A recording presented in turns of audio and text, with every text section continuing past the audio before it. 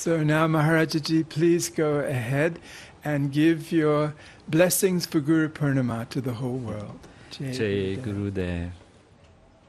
It's a great joy to be together on the day of fullness, Purnima, Guru Purnima, fullness of life, fullness of knowledge, fullness of all values that are good for all evolution in every corner of life and living.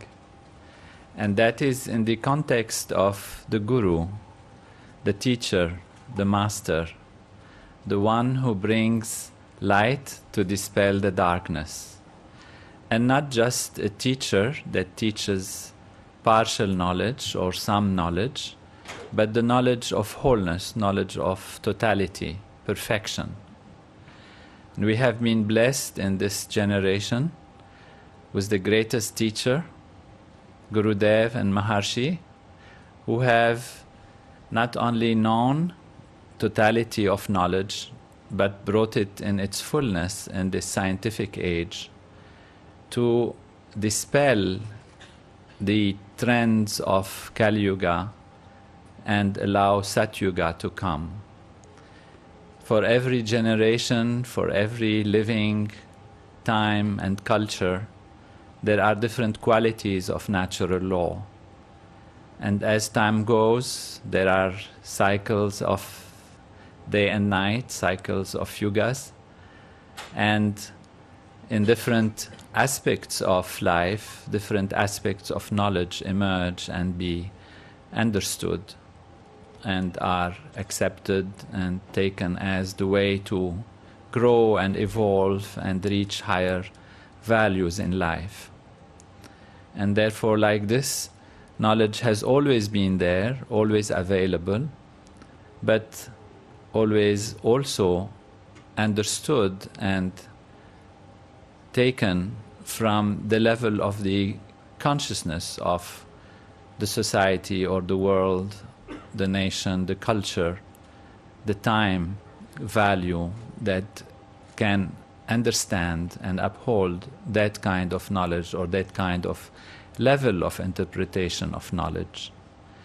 What we have with us today is a great gift of a knowledge that bridges values and the trends of time that are what we call trends of difficulty and suffering and strain and conflict, and bridges this value towards the value of time where everybody lives in harmony and happiness, where people understand that totality is within them and that totality is everywhere. There are no fears and no conflicts because there is trust in nature, trust in life, trust in wholeness, trust in totality, which in Ram Raj is expressed in the holiness of the reality of totality being available in the administration of life. So we do have on this great day a very profound, far-reaching celebration, a celebration of a Guru, Gurudev, Brahmananda Saraswati, and Maharshi, His Holiness, His Divine Holiness, Maharshi Mahesh Yogi, who have been able to give the knowledge necessary in Kali Yuga to transform the trends of time for life to be lived in Sat Yuga. So we have a tremendous knowledge of both qualities, of both values, of both totalities, but leading from one reality, one aspect of life, how to go into the other aspect of life. And that knowledge happens to be the simplest one, the easiest one. In different traditions, different times, sometimes struggle is necessary, sometimes trial and error is necessary, sometimes suffering might seem to be necessary.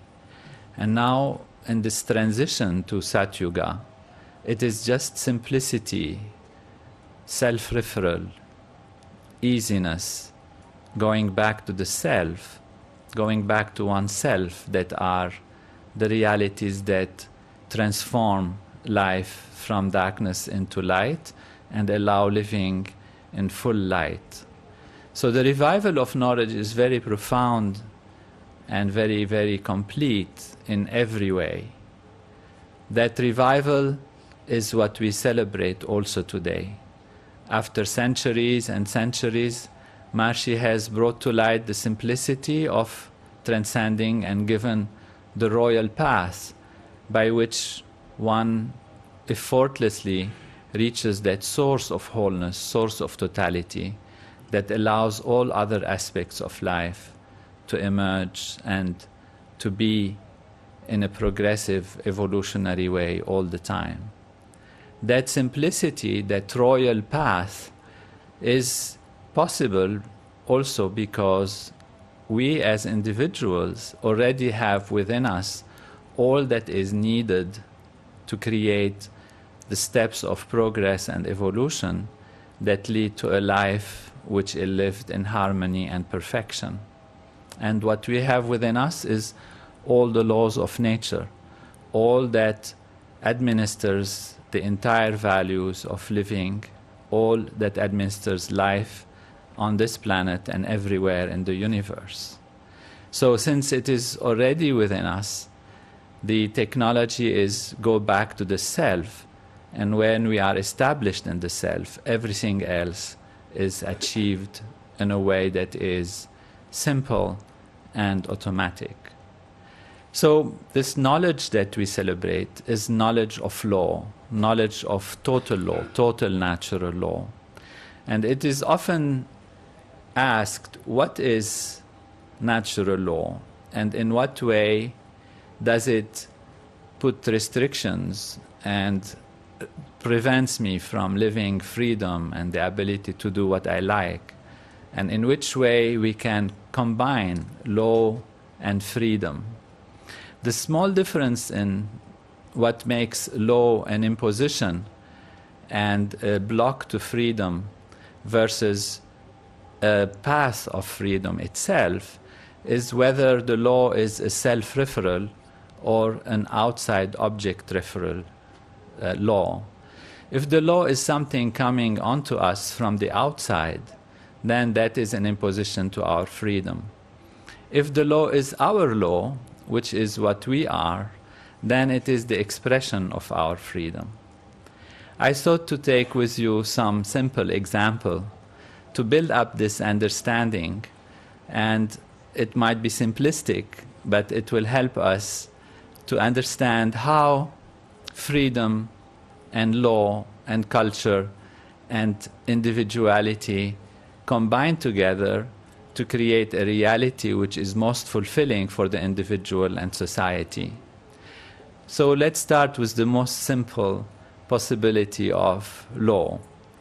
Let's take, you say you have a toy, a small toy that is running on wheels and that can run in a platform and go in all directions. So whenever it hits the wall, it turns around and goes around in a different direction. It is experiencing full freedom and going around, kicking against the walls and coming back all the way as it goes. Suppose after a while this becomes boring and you want to introduce another toy. So the same toy comes in and starts moving around and they kick around. The problem is that when they hit each other, they trip and fall, and then the whole game stops. So you start creating a law, and the law you put it inside the toy. Each toy is told that when you come too close to each other, everyone turns to the right side. So fine, now they turn to the right side, and they never kick each other. So there is a law. A law is put inside the toy, and the toy is happy because neither it is going to hit the other toy, nor the other toy is going to hit it. So it is an internal acceptance of a rule which helps the behavior between the toys to be smooth. Now let's add a third toy and a fourth toy. And if they come and one goes to the right, the other goes to the right, they might hit the other guy, which is going from the right of the other toy. So it gets more complex as you add complexity in the system. And so you start adding rules. How do 3 toys act together? How do 4 toys act together? And these rules, you put them inside the software of each toy. So it has an eye like this. It looks around if there are 3 or 4. Now it's the rule of 3, it's the rule of 4, and that's how it goes. And it works perfectly. Now, these toys, since they are so well organized together, let's say they become little robots. And then they do things. They start building things. They start doing things.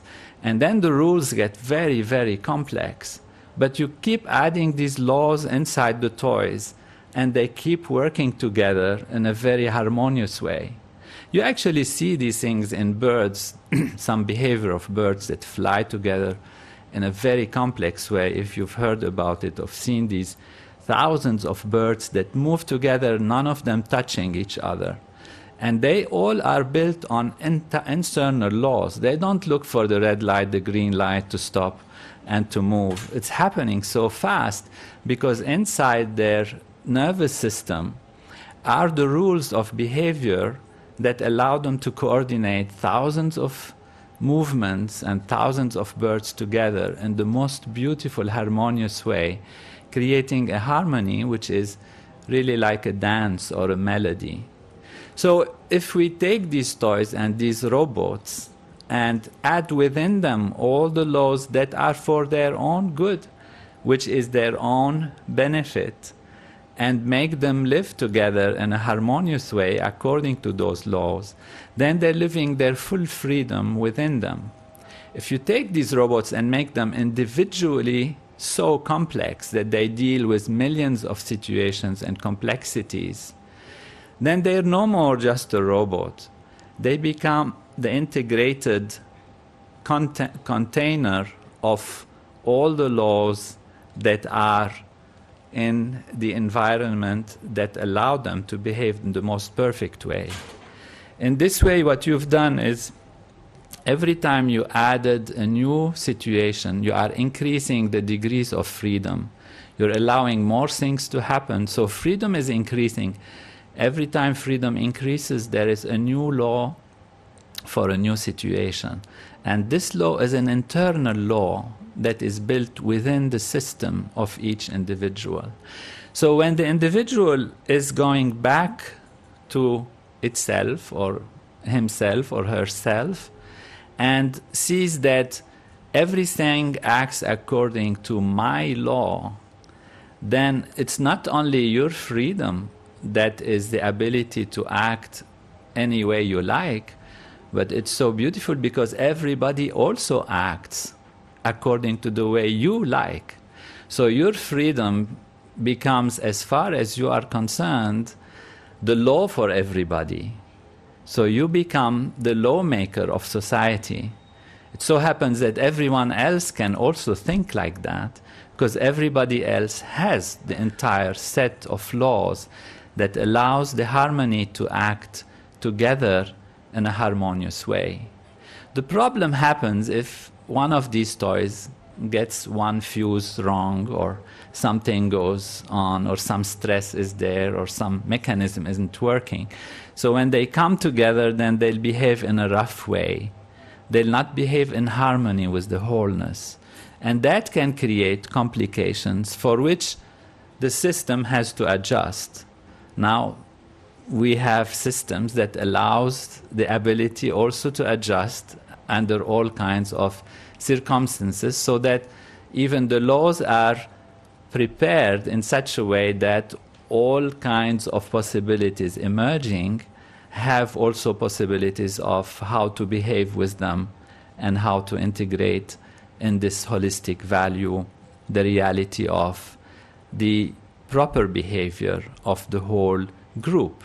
Now, the group might become an entity, and maybe there are other groups that are other entities.